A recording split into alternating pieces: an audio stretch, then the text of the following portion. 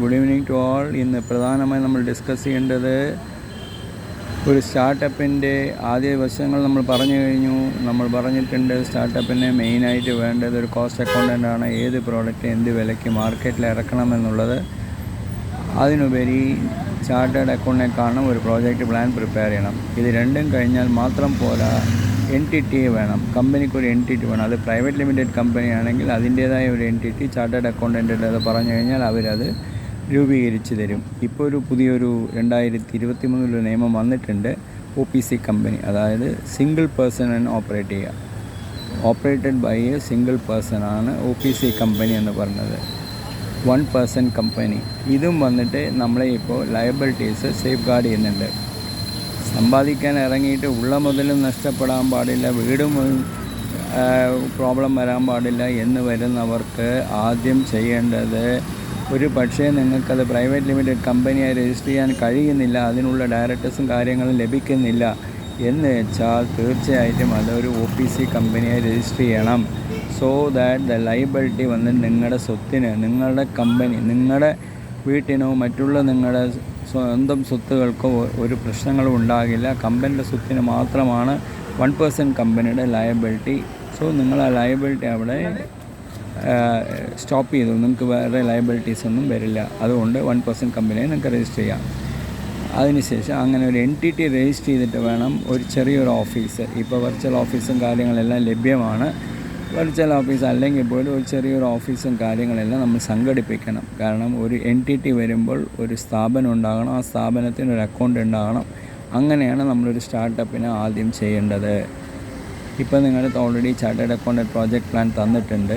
ഈ project plan വെച്ച് നമ്മൾ ഫണ്ടിങ് സോഴ്സ്, അത് ബാങ്കുകളിൽ മുദ്രാ ലോണും കാര്യങ്ങളെല്ലാം ഇപ്പോൾ അവൈലബിൾ ആണ്.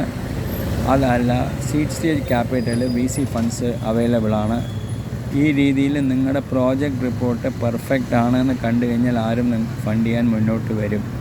അതിനുവേണ്ടി നമ്മൾ വെയിറ്റ് ചെയ്യേണ്ട ആവശ്യമില്ല. നമ്മൾ എന്ത് ഐഡിയ ആണ്, നമ്മുടെ പ്രോജക്റ്റ് എന്താണ് എന്ന് വെച്ച് കഴിഞ്ഞാൽ അതുമായിട്ട് ഒരു ചെറിയ രീതിയിൽ, അതാണ് MVP, മിനിമം വയബിൾ പ്ലാൻ. ആ ഒരു മിനിമം വയബിൾ പ്ലാനുമായി നമ്മൾ മാർക്കറ്റിലേക്ക് ഇറങ്ങി വർക്ക് ചെയ്യാൻ നോക്കണം.